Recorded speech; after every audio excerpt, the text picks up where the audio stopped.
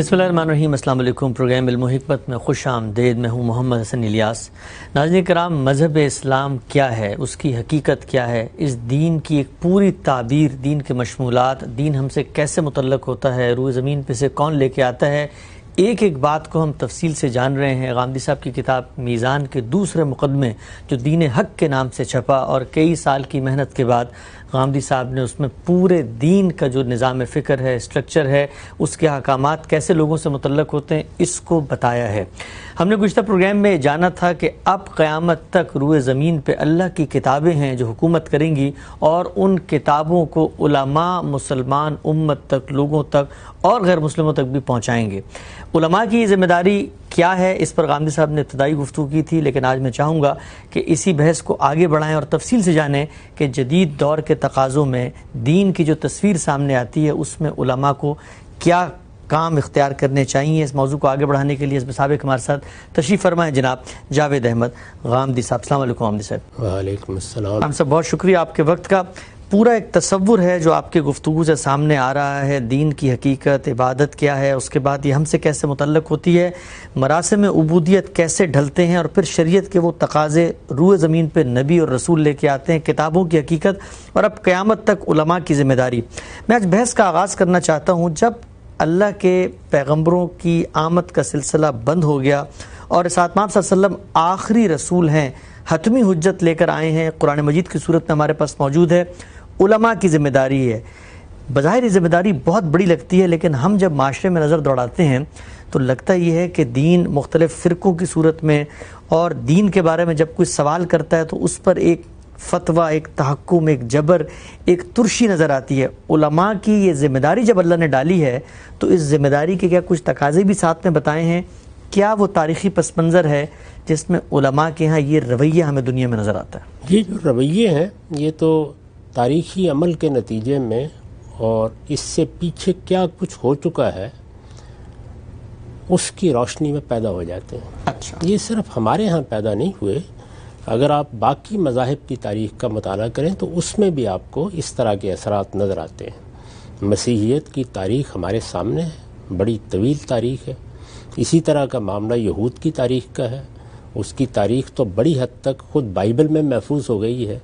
تو یہ سب چیزیں پیدا ہو جاتی ہیں۔ اس کی وجہ یہ ہے کہ اگر آپ اللہ کے پیغمبروں کی بات کریں تو وہ تو اللہ تعالیٰ کی رہنمائی میں یہ کام انجام دیتے ہیں، وہ اللہ کی طرف سے اس منصب کے لیے منتخب کیے جاتے ہیں۔ اللہ تعالیٰ ہر قدم پر ان کی اصلاح بھی کرتا ہے، جہاں کہیں اجتہاد میں بھی غلطی کریں تو فوراً اس کی تصحیح کر دی جاتی ہے۔ تو وہ ایک طرح سے اللہ تعالیٰ کی حفاظت میں ہوتے ہیں۔ جب عام انسان یہ ذمہ داری اپنے لیے منتخب کرتے ہیں تو ظاہر ہے کہ یہ ان کا فیصلہ ہوتا ہے، کبھی ان کا فیصلہ ہوتا ہے، کبھی ان کے والدین کا فیصلہ ہوتا ہے، کبھی ان کے ماحول کا فیصلہ ہوتا ہے، کبھی ان کی معاشرت کا فیصلہ ہوتا ہے۔ ایسا بھی تاریخ میں ہوا ہے کہ ریاستوں نے اس طرح کے فیصلے بعض لوگوں کے بارے میں کر دیے، تو یہ فیصلے چونکہ انسانی سطح پر ہوتے ہیں یہ غلط بھی ہو جاتے ہیں۔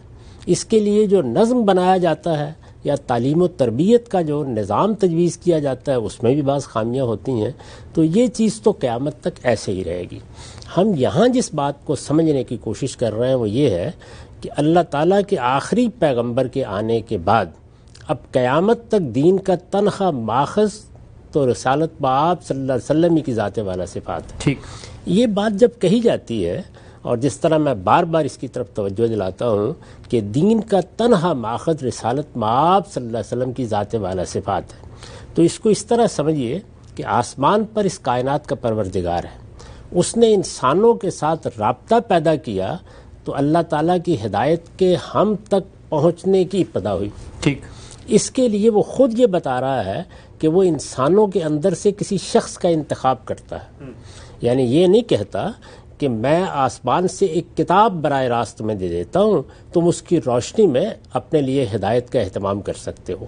وہ یہ کہتا ہے کہ میں کیا کرتا ہوں، میں انسانوں کے اندر سے کچھ لوگوں کا انتخاب کرتا ہوں، ان کو پیغمبری کے منصب پر فائز کرتا ہوں، پھر ان کے ساتھ کتابیں نازل کرتا ہوں۔ ہمارے پاس جو قرآن مجید میں خود رسالت مآب صلی اللہ علیہ وسلم کے تقرر کی آیت ہے اور جو دہرائی گئی ہے قرآن مجید میں، اس میں کیا بیان کیا گیا ہے؟ اس میں یہ بیان کیا گیا ہے کہ اللہ تعالیٰ نے ایک پیغمبر بھیجا ہے، والذی بعث فی الامین رسولا منہم، ان کے اندر سے ظاہر ہے کہ رسالت میں آپ صلی اللہ علیہ وسلم کی بعثت کہاں ہوئی ہے؟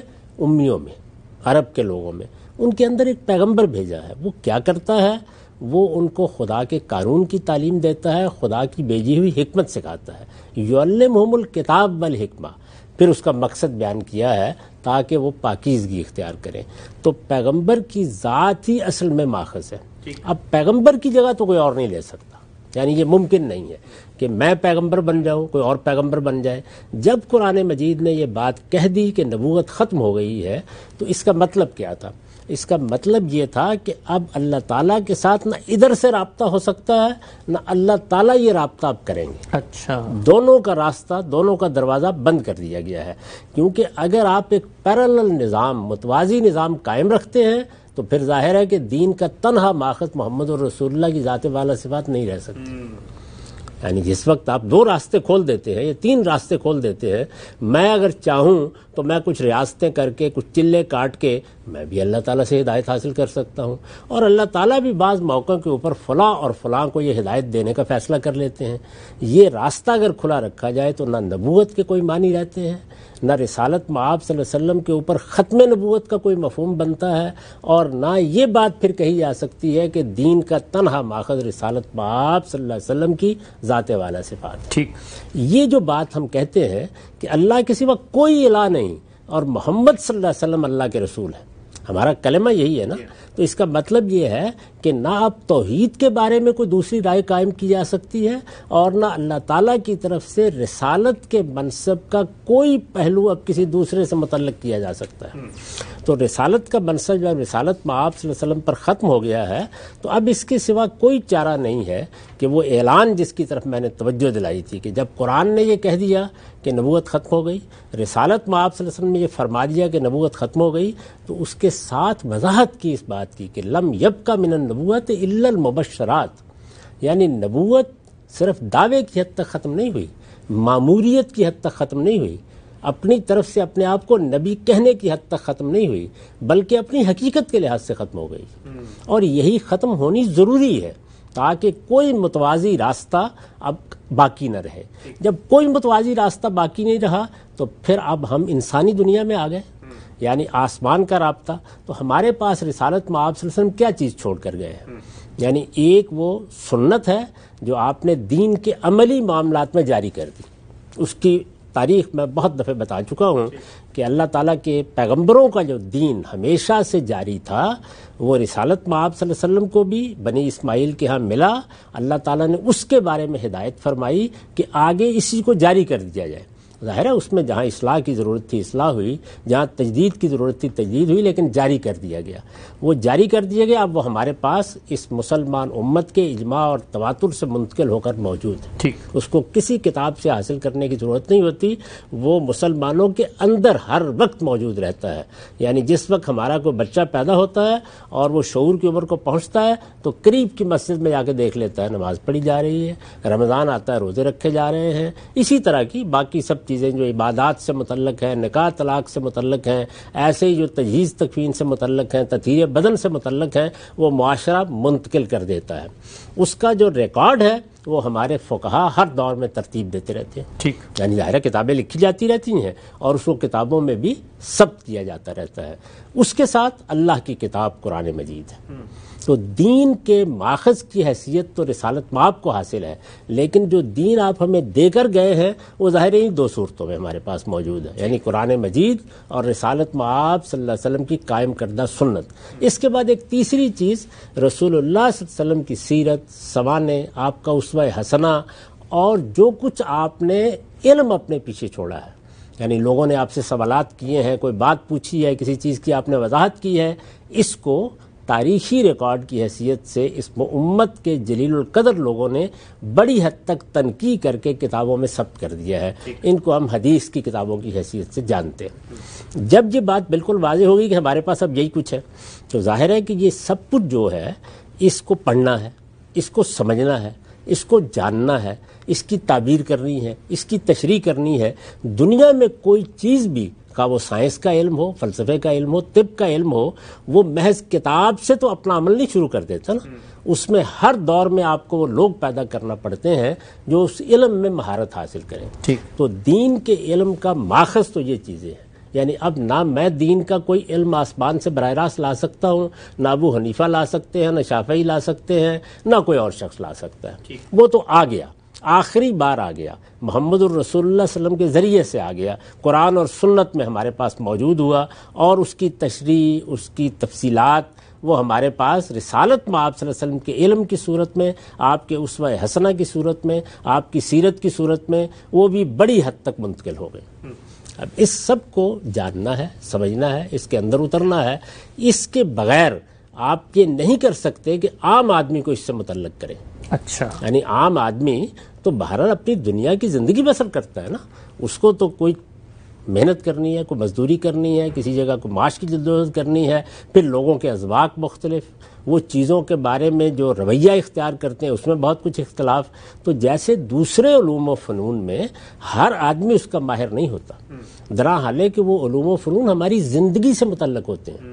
جیسے مثلا طب کا علم ہے، جیسے مثلا انجینئرنگ کا علم ہے، اسی طرح اب تو سائنس اپنے بہت سے علوم کے ساتھ ہماری زندگی میں داخل ہو گئی ہے. لیکن اس میں بھی آپ ہر حال میں یہ کوشش کرتے ہیں کہ انسانوں کے درمیان سے اس کے ماہرین پیدا ہوتے رہیں.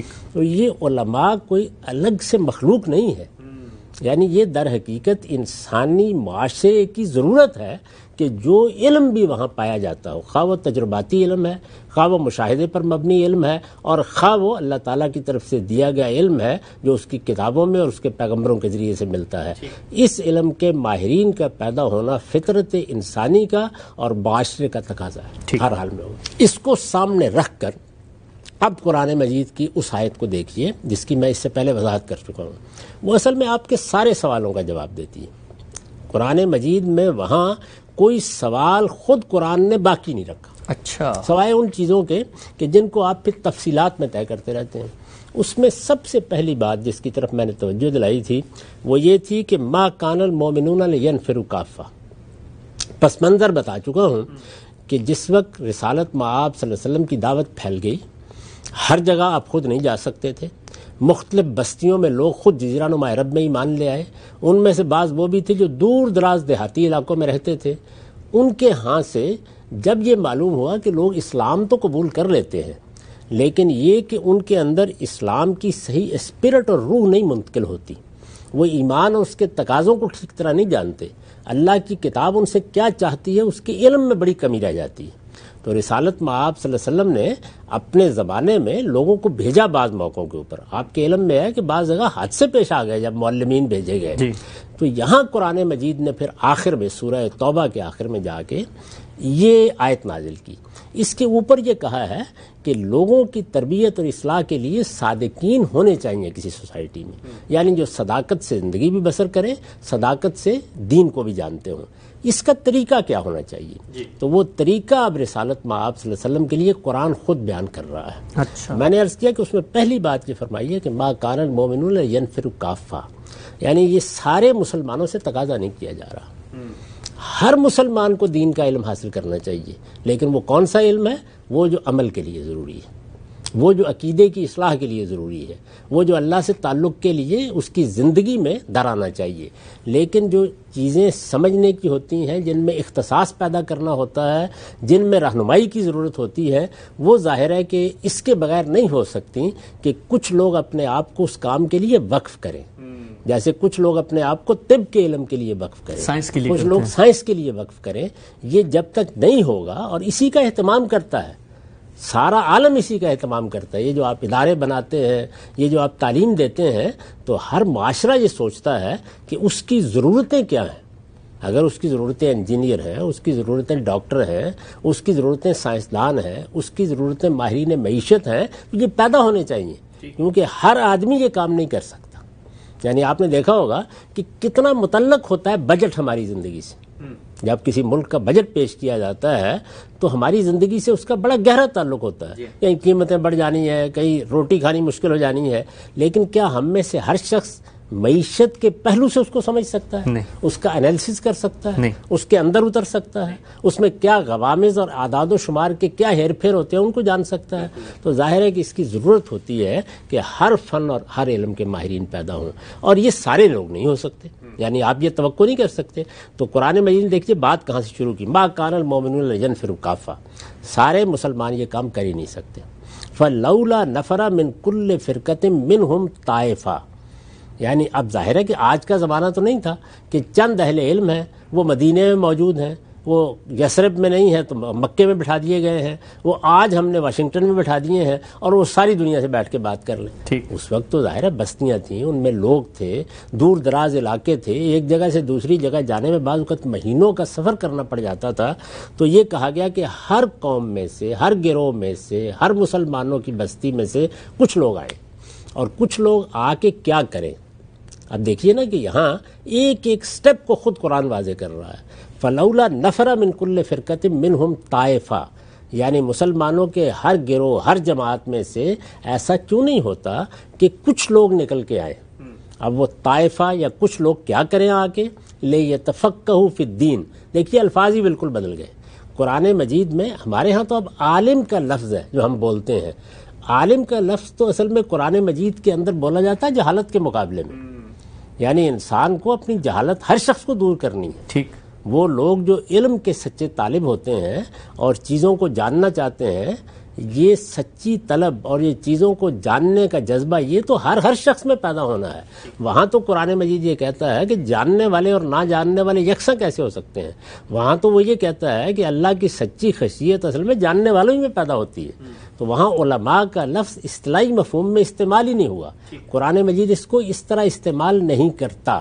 ایک جگہ پر قرآن نے اس کو ایسے استعمال کیا ہے کہ وہ لوگ کے جو دین کے علم میں رسوخ رکھتے ہیں، اور یہاں اس کو اس طرح استعمال کیا ہے کہ وہ جب آئیں تو آ کے کیا کریں، لیتفقہوا فی الدین، یہ دین ہے۔ اب دین ہم متعین کر سکے، یعنی قرآن مجید ہے، رسالت مآب صلی اللہ علیہ وسلم کی سنت ہے، اور رسالت مآب صلی اللہ علیہ وسلم کے علم کی جو روایت ہمارے پاس موجود ہے۔ ٹھیک، یعنی یہ گویا واضح ہو گیا کہ دو چیزوں میں دین منحصر ہے، قرآن اور سنت، اور اس کی شرح، اس کی وضاحت، حضور کا اسوہ، آپ کی تاریخ، آپ کی سیرت، ظاہر ہے وہ ہمارے لیے روشنی ہے۔ تو وہ تینوں چیزیں موجود ہیں، اس میں اب آدمی نے آ کے کیا کرنا ہے، تفقع پیدا کرنا ہے۔ یعنی یہاں پر جو لفظ استعمال ہوا ہے، عربی زبان کے علماء جانتے ہیں کہ اس کے اندر آخری درجے کا اہتمام ہے۔ اچھا، یعنی ویسے تو لفظ فقہ بھی اس کو ادا کر دیتا، لیکن بڑے اہتمام کے ساتھ، مبالغے کے ساتھ یہ فرمایا ہے کہ لوگوں کے اندر اس کی سچی بصیرت پیدا ہو، تفقع ہو، وہ اس کے اندر اترے۔ اب اس کی ضرورت نہیں ہے کہ یہ بتایا جائے کہ یہ تفقع کیسے ہوگا، ظاہر ہے کہ یہ بالکل عقلی چیز ہے۔ ٹھیک، رسالت مآب صلی اللہ علیہ وسلم کے زمانے میں اتنا ہی بہت کافی ہے کہ لوگ اللہ کی کتاب کو اپنی تمام توجہات کا مرکز بنا لیں، سنت کے بارے میں ان کا علم موجود ہو۔ تو آپ دیکھیں کہ صحابہ کرام کے لیے تو یہ بڑی سادہ بات تھی، ان میں جو لوگ علماء صحابہ تھے، جس طرح ہم عباد اللہ کو جانتے ہیں، عباد اللہ ثلاثہ کو، جیسے ہم معاذ بن جبل کو جانتے ہیں، یا دوسرے جلیل القدر علماء صحابہ کو جانتے ہیں، یا تابعین کے علماء ہیں، تو ان کے لیے یہ معاملہ یہ تھا۔ لیکن جیسے جیسے علم آگے بڑھتا ہے تو لوگ اس پر غور کرتے ہیں، کام کرتے ہیں، اس کے مختلف غوامض دیکھتے ہیں۔ پھر ظاہر ہے کہ جب آپ عجم میں جاتے ہیں تو وہاں خود عربی زبان کا جاننا، عربی زبان کی نحو، عربی زبان کی صرف، عربی زبان کا علم بلاغت، اس کے لغت تک کس طرح رسائی حاصل کرنی ہے، یہ سارے علوم بنتے چلے جاتے ہیں۔ ٹھیک، تو اس وجہ سے یہ معاملہ پھر سادہ نہیں رہتا آگے جا کر، کیونکہ لوگ، حالات، ان میں تبدیلی آتی چلی جاتی ہیں۔ تو لیتفقہوا فی الدین کا مطلب یہ ہے کہ دین تک رسائی کے لیے، دین کے اندر اترنے کے لیے جو چیزیں بھی درکار ہیں، اب اس کو جاننے والے لوگ پیدا ہوں۔ جب وہ لوگ پیدا ہو جائیں تو اب دیکھیں آگے کیا کہا ہے، یعنی پہلے کیا کہا، سب کے لیے یہ ممکن نہیں ہے، تو بتا دیا کہ یہ حقیقت میں جس کو ہمارے فقہا کہتے ہیں فرض کفایہ ہے۔ اچھا، یعنی کچھ لوگ نکل آئیں یہی کافی ہے۔ پھر یہ کہا کہ ہر بستی میں سے نکلے، یہ ظاہر ہے کہ قدیم تمدن کی ضرورت تھی، کیونکہ ایک جگہ سے بیٹھ کر یا کسی مرکزی مقام سے بیٹھ کر آپ لوگوں تک بات نہیں پہنچا سکتے تھے۔ تو کہا ہر بستی میں سے، ہر گروہ میں سے، ہر جماعت میں سے 2-4 لوگ اس مقصد کے لیے نکلے۔ نکل کر کیا کریں، دین میں تفقع حاصل کریں، دین کی گہری بصیرت حاصل کریں، یہ کام کریں۔ اچھا، اب یہ کہ یہ کام جب وہ کر لیں تو اس کے بعد پھر کیا کریں، لِيُنذِرُوا قَوْمَهُمْ، اذا رجو، یعنی علم حاصل کر کے دین کی سچی بصیرت اپنے اندر پیدا کر کے اپنی بستیوں میں جائیں اور وہاں جا کر اپنی قوموں کو انذار کریں۔ اب یہ قوموں کو انذار کریں، اس میں یہ بات بھی بتا دی کہ انسان جس جگہ پیدا ہوتا ہے، جس قوم سے تعلق رکھتا ہے، جس کی زبان بولتا ہے، جس کے پس منظر سے واقف ہوتا ہے، جس کی تاریخ پر اس کی نظر ہوتی ہے، جس کی معاشرت کو وہ سمجھتا ہے، اسی کو دین سکھا بھی سکتا ہے۔ آج کے زمانے کو اس لیے قیاس نہ کیجئے کہ آج دنیا ایک گلوبل ولیج بن رہی ہے، یہ صورتحال قدیم میں نہیں تھی۔ ایک علاقے کی زبان، اس کا محاورہ، اس کا انداز، بات کرنے کے طریقے، ان میں زمین آسمان کا فرق ہوتا تھا۔ تو ظاہر ہے کہ اپنی اپنی قوم کو جا کے وہ خبردار کریں۔ تو پہلی بات یہ کہی کہ جب لوٹے تو اپنی قوم میں جائیں، دوسرے یہ کہ اپنی قوم کو مخاطب بنائیں، یعنی ان کی ذمہ داری اصل میں وہ جہاں سے آئے ہیں وہاں ہی ہے۔ اور اس کے بعد کام بھی بتا دیا کیا کریں، وہ انذار کریں۔ یہ میں نے عرض کیا تھا کہ یہ وہی کام ہے جس کے لیے اللہ کہتا ہے کہ میں پیغمبر بھیجتا رہا ہوں۔ تو اب ہمارے پاس ظاہر ہے کہ اللہ کے پیغمبر کے بعد جب نبوت ختم ہو گئی تو علماء کی یہ ذمہ داری ہے کہ وہ خبردار کرنے کا یہ کام کریں۔ اس کے لیے بتا دیا گیا ہے کہ وہ قرآن کو بنیاد بنائیں، قرآن کے ذریعے سے تذکیر کریں۔ قرآن ہی اصل میں نذیر للعالمین ہے، لوگوں کو خبردار کرنے کا کام کیا جائے۔ جب وہ خبردار ہوں گے تو پھر دیکھیے عقلی طور پر اس کے کچھ نتائج نکلیں گے۔ یعنی آپ نے قرآن پہنچایا، آپ نے قرآن کی تعلیم عام کی، آپ نے قرآن مجید پڑھ کر سنایا، آپ نے قرآن مجید کا ترجمہ لوگوں تک پہنچایا، یہ سب کام آپ کر رہے ہیں۔ اب جو لوگ اس کی جانب متوجہ ہوں گے مختلف قوموں میں سے، وہ آپ کی قوم مسلمان ہے تب بھی ہوں گے، غیر مسلم ہے تب بھی ہوں گے۔ جب وہ آپ کی طرف متوجہ ہوں گے تو اب آپ نے ان کی مزید تعلیم کا اہتمام کرنا ہے۔ تو مزید تعلیم کے اہتمام میں کہیں قرآن پڑھایا جائے گا، کہیں قرآن مجید میں جو دین بیان ہوا اس پورے دین کی تعلیم دی جائے گی، کہیں قرآن مجید سے متعلق جو چیزیں روایتوں میں بیان ہوئی ہیں یا دین سے متعلق جو ہدایت آئی ہے یا رسالت میں آپ صلی اللہ علیہ وسلم کا اسوہ ہے اس کی تعلیم دی جائے گی، کہیں سنت کے بارے میں کوئی سوالات پیدا ہوں گے تو اس کے ریکارڈ کی طرف توجہ دلائی جائے گی۔ تو یہ عمل ہے جو اصل میں انذار کے تابع کی حیثیت سے خود بخود ہونا شروع ہو جائے گا۔ تو یہ کام ہے جو ان کے ذمہ لگایا گیا ہے۔ تو کام بھی متعین کر دیا، ان کے مخاطبین بھی متعین کر دیے۔ اب اس کے بعد یہ سوال پیدا ہوتا ہے کہ یہ سب کام کرنے حاصل کیا کرنا ہے؟ یعنی ہر چیز اپنا ہدف چاہتی ہے، مقصد، یعنی دنیا میں کوئی انقلاب برپا کر دینا ہے، کوئی حکومت علماء نے اپنے ہاتھ میں لے لی ہے، اس کو بھی بیان کر دیا اس آیت میں، لعلہم یحذرون، تاکہ وہ لوگ جن تک وہ گئے ہیں وہ اپنے آپ کو پرہیزگار بنا لیں، وہ اللہ کی گرفت سے بچ جائیں، وہ اپنے آپ کو عذاب سے محفوظ کر لیں۔ جو انذار کا مقصد ہے وہ یہ بیان کیا گیا ہے۔ تو آخرت، اللہ تعالیٰ کے حضور میں پیشی، اس سے ملاقات کے لیے منادی، یہی اصل میں علماء کا کام ہے۔ اب اگر یہ ساری بات ان تمام مراحل کے ساتھ واضح ہو تو آپ کے سوال کا جواب یہ ہے کہ یہ ممکن ہی نہیں ہے کہ وہ رویے پیدا ہو جائیں۔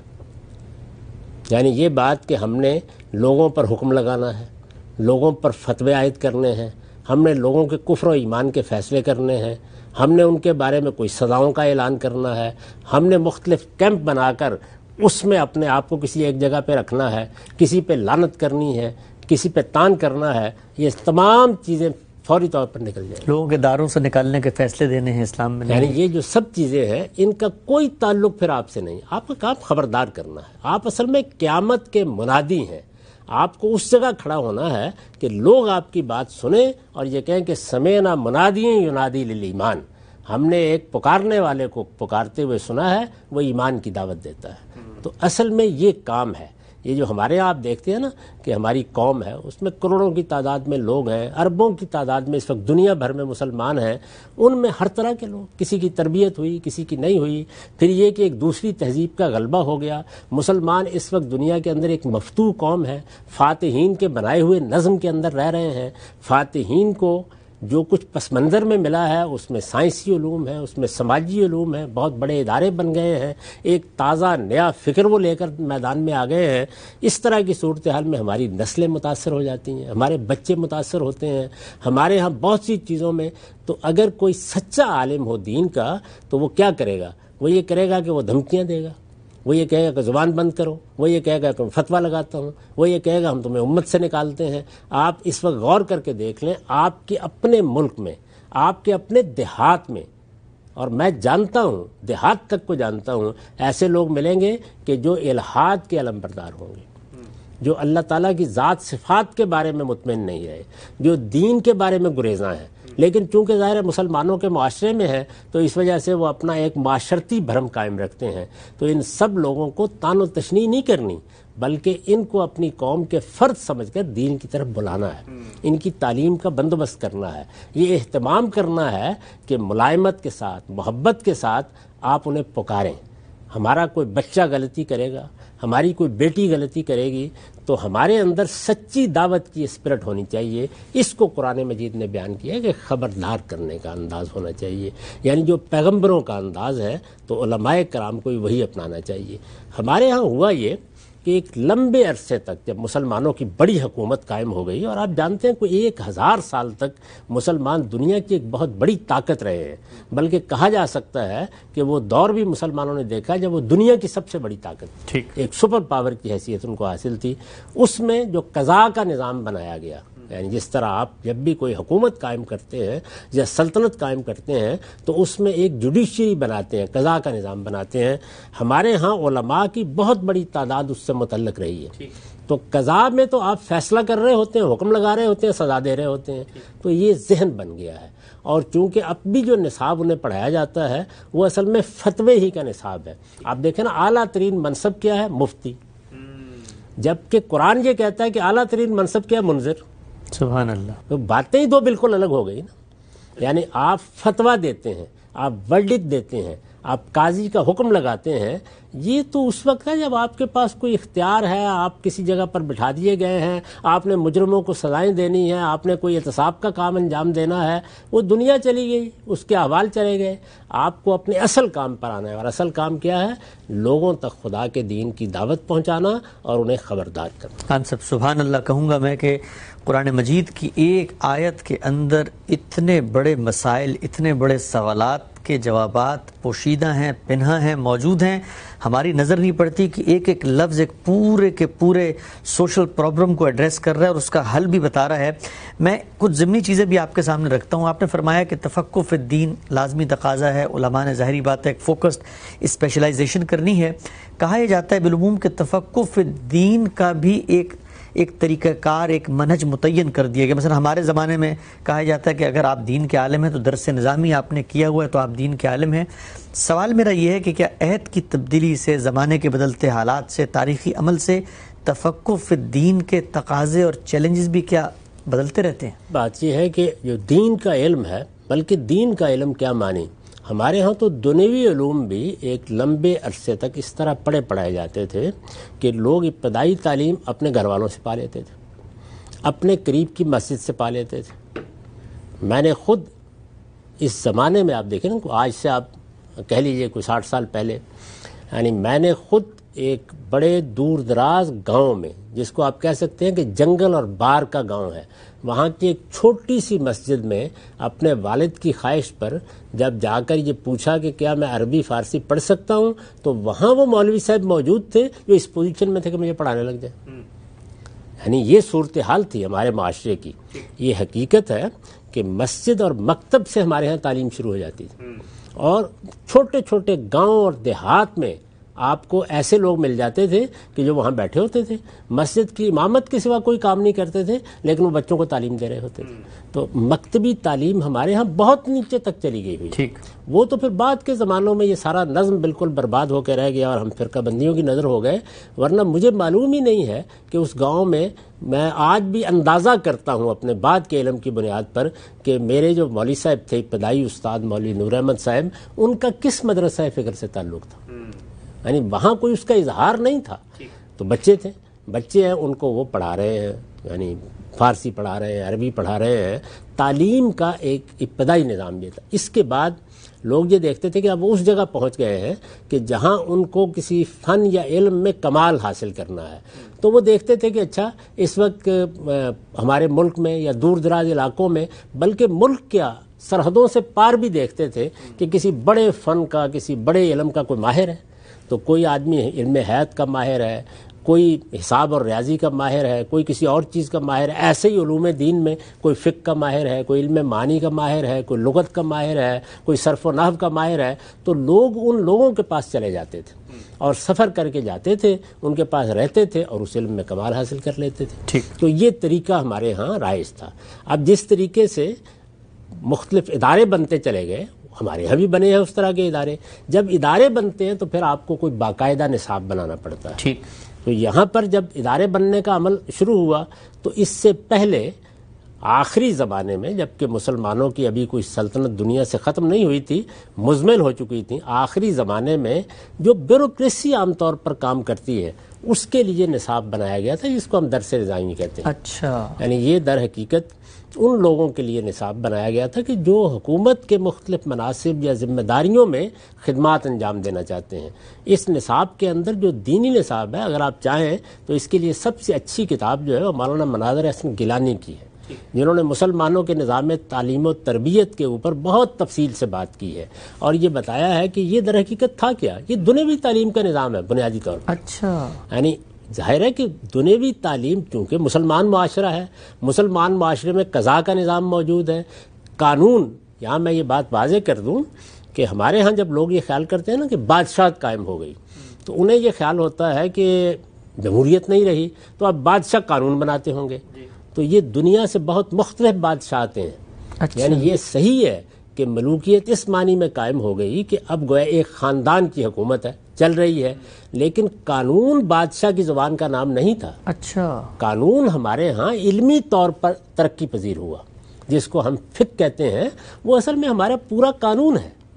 یعنی فقہ کا لفظ اب موجودہ زمانے میں تو بولا جاتا ہے اس معنی میں کہ جیسے کہ دین کا کوئی حصہ ہے جس کو ہم نے پڑھنا پڑھانا ہے، اس میں ظاہر ہے دین بھی زیر بحث آتا ہے، دین کا فہم بھی زیر بحث آتا ہے، لیکن اصلاً وہ ہمارے پورے معاشرے کے لیے بنایا ہوا قانون ہے، اور اس قانون کو چونکہ ایک مذہبی تقدس بھی حاصل ہو جاتا تھا تو اس کے ماہرین ایک لحاظ سے سوسائٹی کو، بادشاہوں کو اپنی حیثیت کے مطابق قانون کا پابند رکھتے تھے۔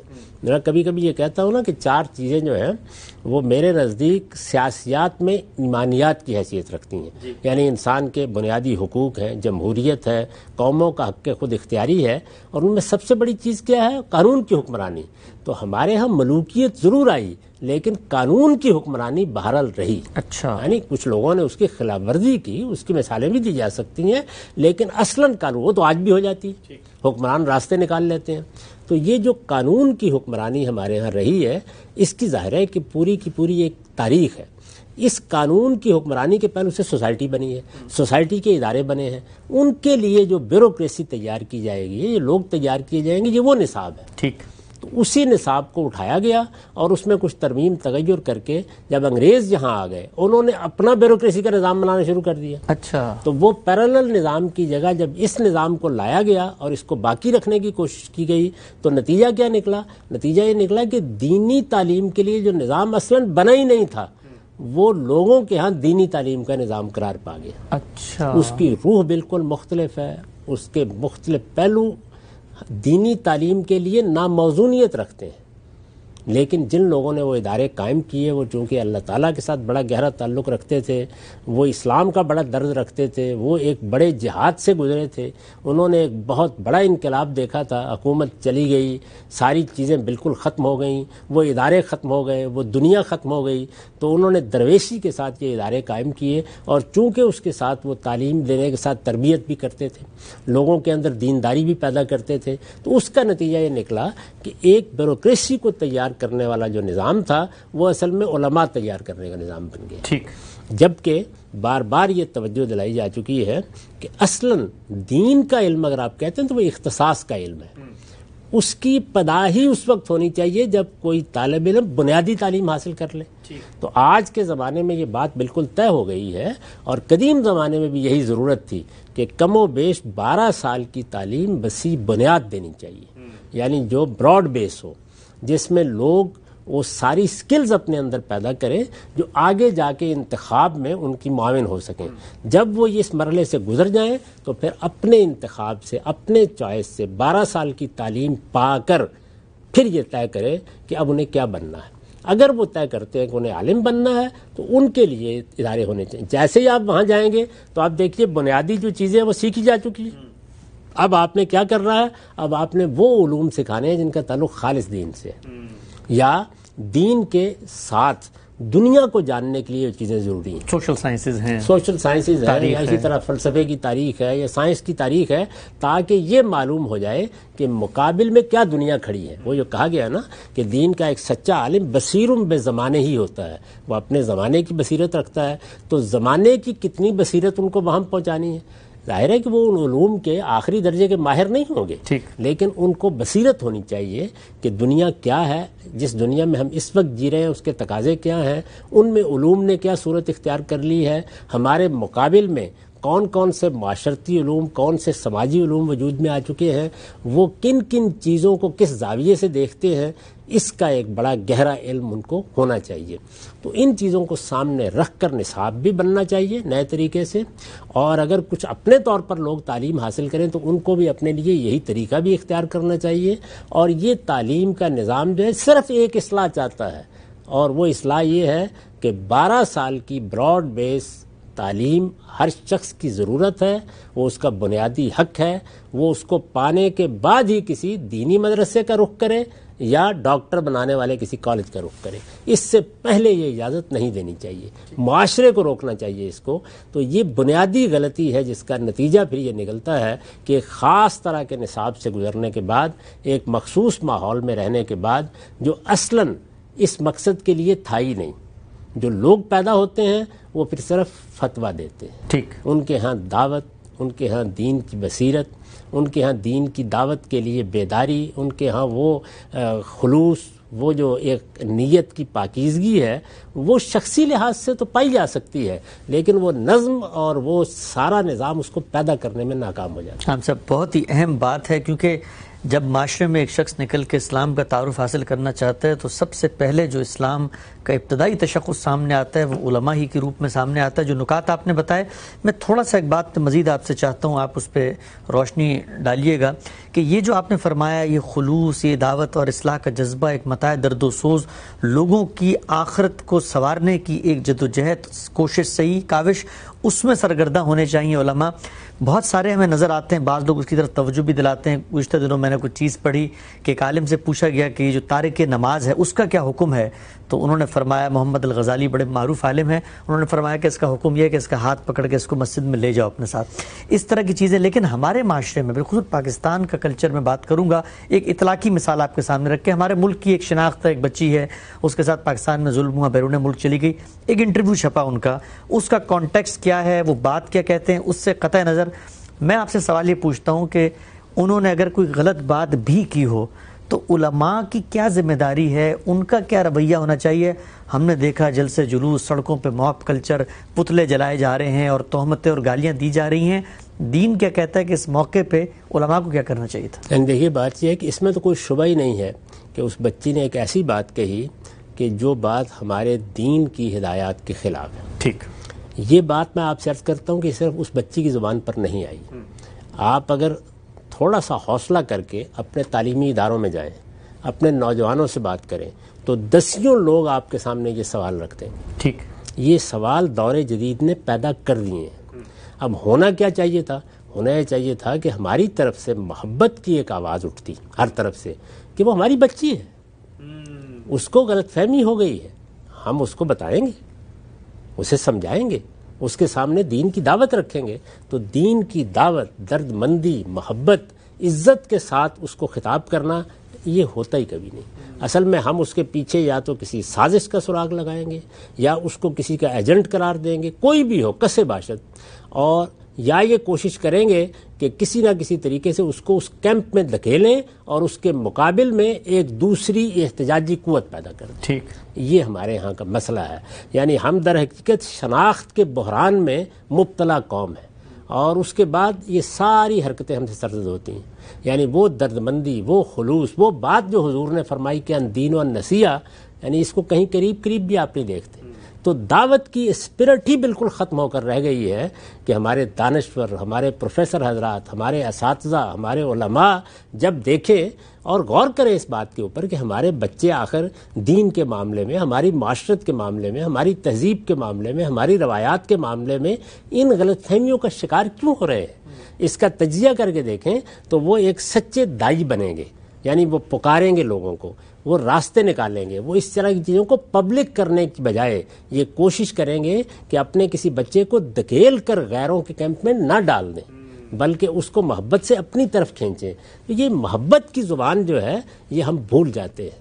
محبت کی زبان اصل میں دعوت کی زبان ہوتی ہے، اور یہ پیغمبروں نے جو ہمارے سامنے چیز رکھی ہے وہ یہ ہے کہ یہ زبان بولو، اس طرح دعوت دو. کسی نے آگے سے کوئی بدتمیزی کر دی ہے، آپ کی بات سننے سے انکار کر دیا ہے، ایک سوال پیدا ہوا ہے، ایک بچی اب شعور کی عمر کو پہنچ رہی ہے، اس نے ایک سوال کو سوال کی حیثیت سے سامنے رکھ دیا کہ میرے دل میں یہ خیال پیدا ہوتا ہے. اب آپ نے یہ بات سنی، سننے کے بعد آپ میں تڑپ پیدا ہونی چاہیے تھی کہ اب کہیں ہم دھکیل کے اس پورے کے پورے تصور کو اس تہذیب میں نہ ڈال دیں کہ جو ہمارے تصورات اور ہمارے نقطہ نظر اور ہمارے چیزوں کو دیکھنے سے بالکل مختلف ہے. تو یہ تڑپ پیدا ہونے کی بجائے ہم فوراً کیمپ میں آئے اور ہم نے یہ کہا کہ دیکھیے بلی تھیلے سے باہر آ گئی. تو یہ اصل میں وہ ذہنیت ہے کہ جس ذہنیت میں ہم پلتے بڑھتے، کیمپس میں لوگوں کو ڈالتے، نام رکھتے ان کا، یعنی مسلمانوں کے اندر سے یہ لبرل ہے اور یہ فلاں ہے اور یہ فلاں ہے. اللہ کا شکر کریں کہ یہ 22 کروڑ جو ہے کسی بھی وجہ سے، یا 23 کروڑ یا 1 ارب یا 1.5 ارب مسلمان کہتے ہیں نا اپنے آپ کو، ایک آدمی اگر مثال کے طور پر کسی دوسرے مذہب میں ہے تو آپ کے لیے اس کو یہاں تک لانا کہ وہ اپنے آپ کو اس دوسرے مذہب کے بجائے آپ کی شناخت میں متعارف کرائے، یہ جوئے شیر لانے کے مترادف ہے. کوئی آسان ہے موجودہ زمانے میں؟ تو یہ تو آپ کے یہاں پیدا ہو گئے ہیں، آپ کے ہاں موجود ہیں. ان کے ساتھ آپ وہ چیز پیدا کیجئے جو سینے کے اندر سے محبت کا زمزم بن کے پھوٹے، اور ان کو قریب لائیے اور اس کے بعد ان کے اشکالات کو دور کریں. اس میں وہی لوگ کامیاب ہوں گے جو دائی ہوں گے، اپنی فطرت میں دائی، اپنی زبان میں دائی، اپنے اسلوب میں دائی، جو استدلال کے ساتھ لوگوں کے ساتھ بات کریں گے، جس کو قرآن نے کہا ہے نا کہ ادعو الی سبیل ربک بالحکمہ والموعظۃ الحسنہ وجادلہم باللتی ہی احسن. دیکھیے کتنی خوبی کے ساتھ پوری کی پوری حکمت عملی بیان کر رہی ہے، حکمت کے ساتھ، دانائی کے ساتھ، محبت کے ساتھ، استدلال کے ساتھ لوگوں کو اللہ کے راستے کی طرف بلاؤ. اچھی نصیحت کا اسلوب اختیار، موعظۃ حسنہ. یہ حسنہ کا لفظ کیوں استعمال کیے؟ تلخی نہ ہو، فتویٰ نہ ہو، دوسروں کو دھکیلنے کا طریقہ نہ ہو، ترشی نہ ہو، طنز نہ ہو، تعریض نہ ہو. یہ اسی لیے کہا ہے نا موعظہ حسنہ کا اسلوب اختیار کرو. وجادلہم باللتی ہی احسن. اگر کسی جگہ تھوڑی بحث بھی پیدا ہو جائے تو بحث مباحثے کا خوشگوار ماحول میں اہتمام کرو، یعنی ایسا ماحول ہو. ہمارے ہاں بدقسمتی کیا ہے، وہ یہ کہ دین کی دعوت بھی ہمارے ہاں یا ڈیبیٹ میں سامنے آتی ہے، یا مناظرے میں سامنے آتی ہے، یا ایک دوسرے کو چیلنج کرنے میں سامنے آتی ہے. کوئی دین کا طالب علم پیدا ہو جائے، چلیے کوئی طالب علم آج کے زمانے میں کسی جگہ بیٹھ کے لوگوں کو دین بتا رہا ہے، آپ کو محسوس ہوتا ہے اس کے علم میں کمی ہے، آپ کو محسوس ہوتا ہے اس کی بصیرت میں کمی ہے، آپ کو محسوس ہوتا ہے کہ اس نے کچھ چیزیں غلط، تو آپ کا ربط بڑھانے کا انداز ہونا چاہیے. ہم فوری طور پر یہ طے کرتے ہیں اس کو کس کیمپ پہ رکھنا ہے، اس پر کیا الزامات لگانے ہیں، اس کو کس طرح استخفاف اور استہزاء کا نشانہ بنانا ہے، اس کو یہاں سے دھکیل کر کس طریقے سے لوگوں کو باور کرانا ہے کہ یہ تو اصل میں ایک گمراہ آدمی ہے. یہ وہ ذہنیت ہے جس ذہنیت نے علم کی سچی دردمندی اور دین کا سچا اخلاص یہ مفقود کر کے رکھ دیا. ہم سب بہت ہی اہم بات ہے، خاتمے کی طرف بڑھ رہے ہیں. کنکلوڈنگ چند میں ریمارکس چاہوں گا. آپ کو لگتا ہے کہ یہ سب کچھ جو آپ نے فرمایا ہوا تو پھر اس کا ایک نتیجہ بھی عملی صورت میں معاشرے میں نکلا کہ لوگوں کے دلوں میں جو حقیقی محبت، حقیقی احترام، مثلا ہم سائنسدانوں کو اپنی پلکوں میں بٹھاتے ہیں، ہمارے سروں کا تاج بنتے ہیں، آنکھوں کا سرما اور ہمارے ماتھے کا جھومر ہوتے ہیں، باقی جو فنون کے ماہرین ہوتے ہیں، لیکن ہم یہ دیکھتے ہیں کہ مذہبی طبقہ احترام ڈیمانڈ کر رہا ہوتا ہے، کہیں جلسہ کر کے، کہیں ریاست میں اسٹیک ہولڈر بن کے، کہیں اسٹریٹ پاور دکھا کے. حقیقی احترام ایک بندہ مومن میں، ہم مسلمان ہیں تو جس طرح پیغمبر کا ہے، اس طرح اس کی کتابوں کا ہے، تو اس کی کتابوں کے ورثاء کا بھی ہونا چاہیے. احترام بھی مفقود اور زائل ہو گیا، کیا اس کی وجہ بھی یہی ہے؟ یقیناً یہی ہے، یہ ہمارا رویہ ہے جس نے اس کو ختم کر دیا. اور میں ایسے عرض کروں کہ اس میں چند چیزیں بڑی اہمیت کی حامل ہیں.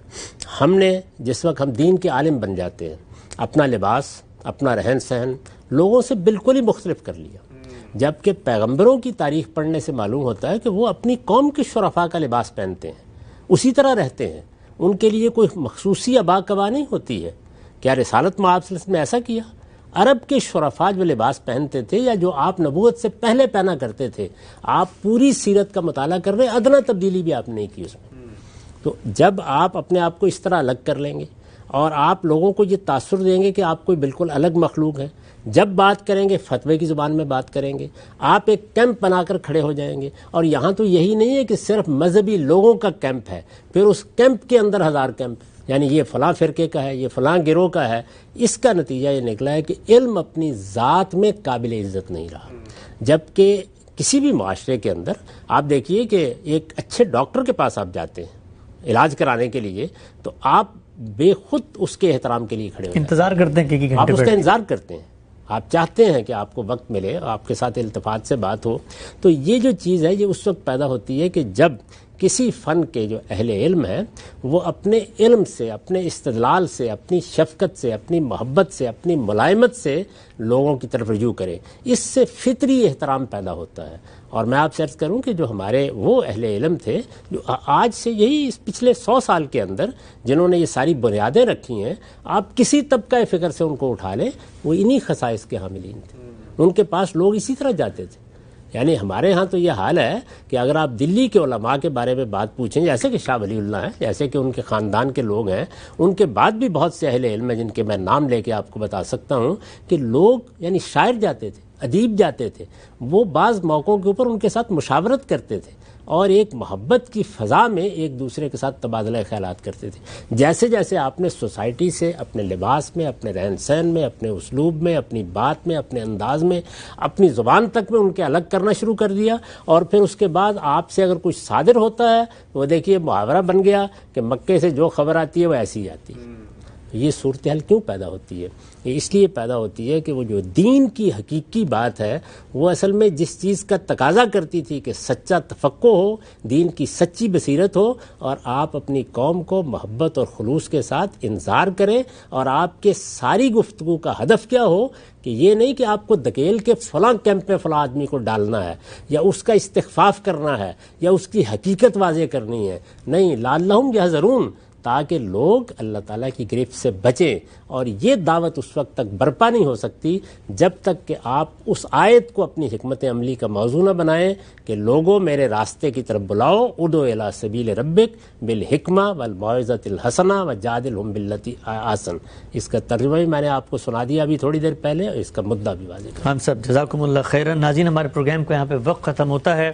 بہت سارے موضوعات پہ ہم بات کرتے ہیں دین حق کے زیر عنوان۔ غامدی صاحب کی کتاب میزان کے دوسرے مقدمے میں ایک ترتیب سے مذہب اسلام کی پوری تصویر کو ہم جان رہے ہیں، لیکن آج کی نشست میں ایک بہت ہی اہم پہلو جس کی طرف بڑی دردمندی اور بڑی درد و افسوس کے ساتھ غامدی صاحب نے توجہ دلائی، وہ یہ کہ معاشرے میں دین کی دعوت لے کے جو طبقہ اٹھتا ہے ان کے رویے ہیں، ان کے ایسے افکار، ان کے مزاج، ان کی چیزیں ہیں جن کی وجہ سے لوگ مذہب تک سے متنفر ہو جاتے ہیں۔ قرآن مجید کی روشنی میں وہ کیا ہدایت نامہ ہے، وہ کیا لاہ عمل ہے جو اہل علم علماء کو پیش نظر رکھنا چاہیے۔ بہت ہی زیادہ اہمیت کی یہ باتیں ہیں، اور دعا ہے کہ لوگ اس کو سنیں، سمجھیں اور اس پر عمل کی کوشش کریں۔ وقت یہاں پہ ختم ہوتا ہے، انشاءاللہ دوبارہ حاضر خدمت ہوں گے ایک نئے عنوان کے ساتھ۔ اجازت دیجیے، اللہ حافظ۔